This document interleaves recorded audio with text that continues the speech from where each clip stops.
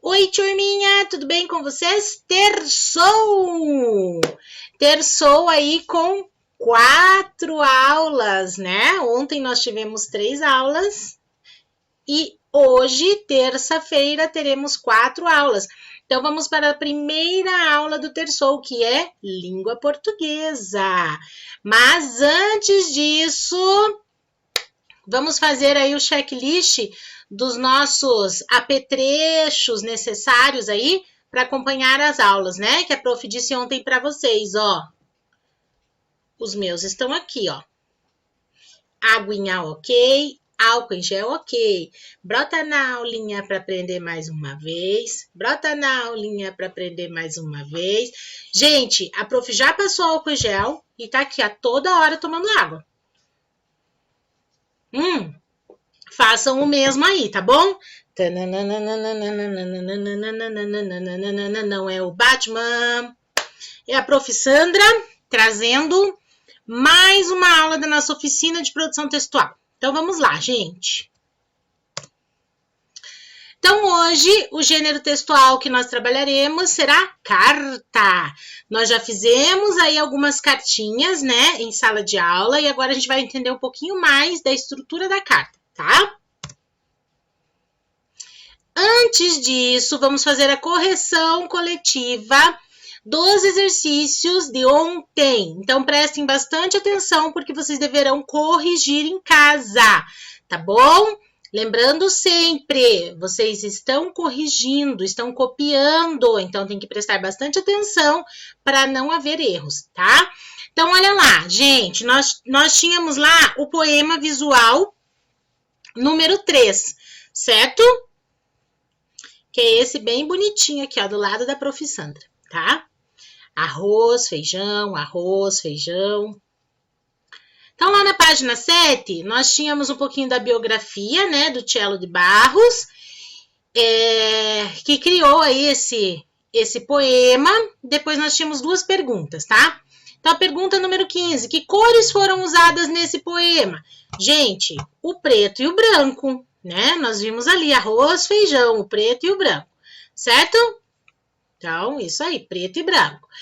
16. Que palavras o compõem? Que palavras compõem o poema? Gente, as palavras arroz e feijão, tá bom? Então, a prof já trouxe em letra cursiva, para aqueles que têm dificuldade com a letra cursiva, exercitarem, tá bom? Então, é só com exercício, só com a nossa amiga Dona Constância, que nós conseguimos aprender, tá? Vamos pro próximo. Lá na página 8, olha. Deixa a prof ver se não ficou em cima de nenhuma letra. Não. Então, tá.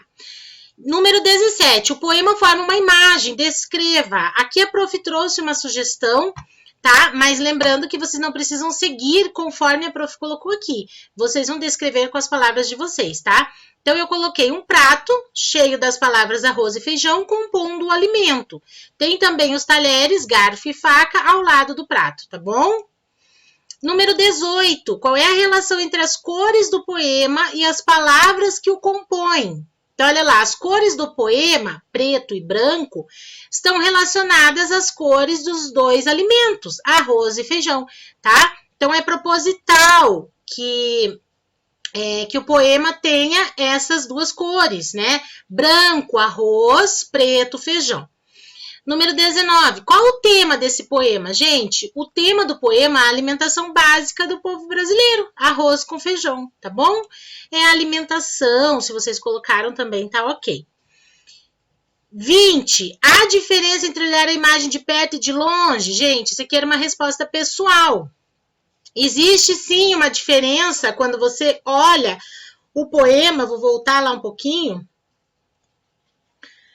Se você olhar de perto, você verá que a palavra feijão, ela tá de uma forma, as letras estão mais grossas e maiores também, né?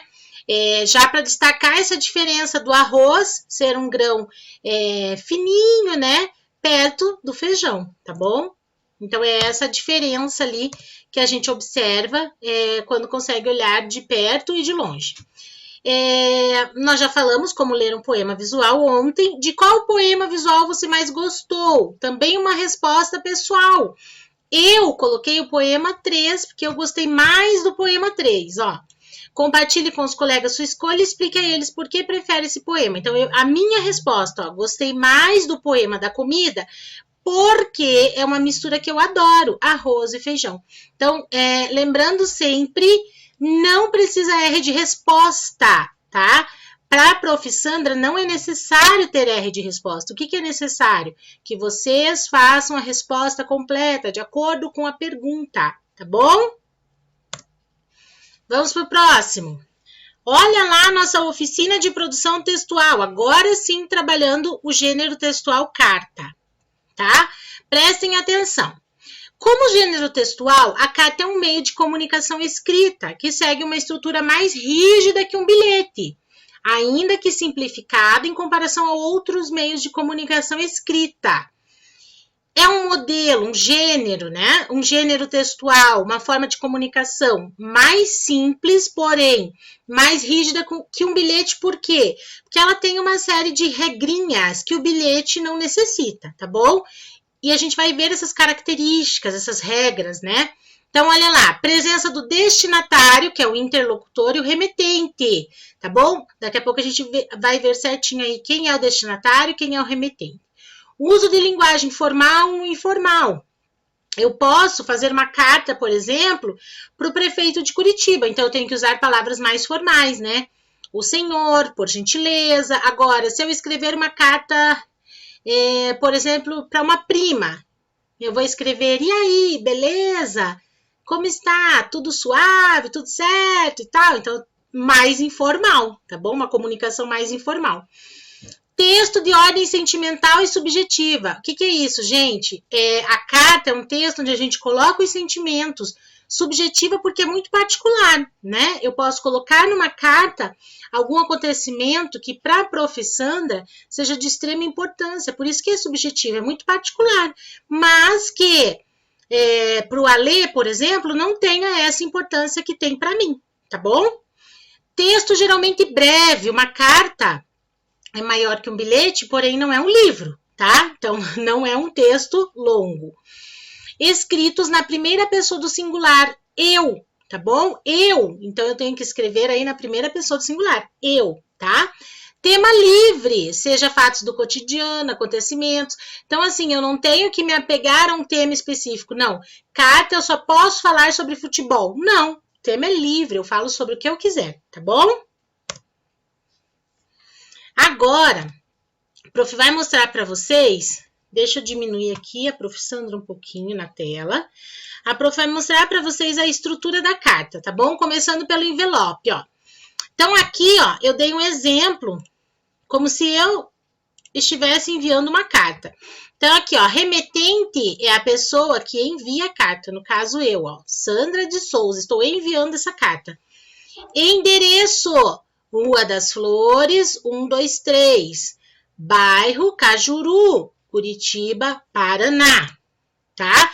Então, gente, ó, nome e endereço da pessoa que está mandando a carta, o remetente, tá bom? Logo abaixo, nós temos ali uma sequência de 1, 2, 3, 4, 5, 6, 7, 8 números, que é o nosso CEP, esse conjunto de números é o CEP. O que significa CEP, gente? Código de endereçamento postal. Ele identifica o endereço e faz com que a carta chegue mais rápido, tá bom? Então, cada bairro, cada distrito tem um código diferente, tá bom? A outra parte do envelope, onde eu vou colocar aí o destinatário, aquela carta vai para um destinatário, né? Para um destino. Então, olha lá, meu destinatário aqui, ó, Melissa de Oliveira, Melzinha, Rua da Alegria, número 10, bairro Feliz, Curitiba, Paraná, e o CEP. Então, vamos analisar aqui, ó, gente. Então, aqui, como a Prof. falou, né, os dados da Melissa, ó, são todos dados fictícios, tá? Não são dados verdadeiros, foram só colocados como exemplo. Nome e endereço da pessoa para quem o menino enviou a carta, o destinatário, né? No caso aqui do exemplo, não era um menino, era a prof. Sandra. A prof mudou, porque era um menino antes, tá? A prof acabou deixando ali menino, mas era, no caso, o que a prof enviou a carta. Nome e endereço da pessoa para quem eu enviei a carta, tá bom? Vamos ver o que mais. Selo. É necessário que a pessoa coloque um selo para que essa carta seja enviada, tá bom? O selo da carta. E vai naquele espaço ali, ó, tá? A prof até colocou um selo ali. E aqui embaixo o CEP, que a gente já viu, né? As características, o conceito de CEP, tá bom? Agora aqui, gente, nessa página, nesse slide, a prof trouxe um exemplo de carta, tá? Prestem atenção que eu vou fazer a leitura para vocês dessa carta que eu estou enviando lá para a Melissa, então, tá? Olha lá. Curitiba, 2 de março de 2021. Querida Melissa, fiquei muito feliz em saber que você estará comigo mais um ano. Neste ano, muitas coisas novas virão. Faremos diversas atividades e aprenderemos cada vez mais. O que você achou dos seus novos amigos? Eu achei muito legal conhecer novos alunos e também mudar de sala. Espero que logo possamos voltar para a escola. Um grande beijo, professora Sandra. Essa é a estrutura de uma carta. Agora nós vamos ver o passo a passo dessa estrutura, tá? Então aqui, onde aponta essa primeira flechinha, gente, ó, cidade e data. Tá bom? Lembrando que a estrutura da carta é assim como a prof está passando para vocês, tá bom? Próximo, ali, ó, querida Melissa. É o nome da pessoa para quem se escreve a carta, tá? O destinatário. Próximo, aqui, ó, o texto, né? Onde estou falando que fiquei feliz em saber que ela estará comigo mais um ano. Falei sobre os amigos, né? É o assunto da minha carta, tá bom? Agora deixa a prof diminuir aqui. Para que vocês enxerguem bem, a prof vai sair um pouquinho, tá? Então, olha lá. Nessa flechinha azul tem a despedida, né? Eu coloquei ali, ó, um grande beijo. E para finalizar, na flechinha rosa, o nome de quem escreve a carta, no caso, remetente. Tá bom? Então, a estrutura da carta é exatamente como a prof colocou aqui, ó. Cidade, data, nome da pessoa quem se escreve a carta, o destinatário. Aqui, então, tem uma saudação, né, para o destinatário aqui. O assunto da carta, uma despedida e a assinatura, o nome de quem escreve a carta. Tá bom, gente? Agora, vamos para o nosso desafio. E a prof vai voltar a aparecer aqui na telinha para vocês. Gente, prestem atenção no desafio da oficina de produção textual. Hora da escrita. Que tal escrever uma cartinha bem carinhosa para alguém da Romani? Escolha qualquer pessoa de nossa escola e escreva uma carta sobre os seus sentimentos em relação ao tempo que estamos separados. Como você se sente quando está na escola, por que escolheu esta pessoa, enfim, o que sua imaginação e sentimentos permitir, tá bom? Não se esqueça de colocar todos os elementos necessários na carta. A prof acabou de ver com vocês quais são os elementos, tá? Carta e envelope. Se não tiver envelope em casa, você mesmo pode criar um, né? Assim como nós criamos em sala. Depois, quando puder, a mãe ou o pai ou algum outro familiar, tá, gente? Irá colocar sua cartinha nos correios para que nossa escola receba todo o seu carinho através das palavras. Arrasem na criatividade. A prof sabe que vocês são bem criativos, então, assim, claro, o envelope precisa ser padrão nas informações, como a prof explicou para vocês aqui. A carta estruturada conforme os tópicos que a prof mostrou para vocês. Mas é claro que a cartinha pode ser decorada, né? As meninas que gostam aí de usar, por exemplo, caneta colorida em volta, assim, tá bom? Mas escrevam a cartinha a lápis, tá? Aliás, todas as atividades devem ser respondidas a lápis, tá? E também pode decorar o envelope. Tá bom, gente? E por hoje é só em língua portuguesa. Daqui a pouco nós nos veremos, então, na aulinha de matemática. Tá bom? Então, eu espero, assim, olha, que vocês façam cartinhas muito criativas, tá? Criem aquele momento de concentração, né? Pensem naquela pessoa. Vocês podem escolher qualquer pessoa, não precisa ser só professora da escola, tá? Nós temos outras pessoas que trabalham na escola. Então, vocês vão escolher uma pessoa e vão escrever essa cartinha. Claro que vocês vão postar, né, essa atividade para a professora no grupo de pais, tá? Mas essa cartinha, depois de postada no grupo, será sim enviada para a escola, tá bom? Os pais sabem o endereço certinho da escola. Se eles não souberem, eles perguntam para a prof ou pesquisam na internet, tá bom? Qualquer coisa a prof passa para vocês. Então, ó, um beijo. Fiquem com Deus e até daqui a pouco na nossa aula de matemática. Tchau!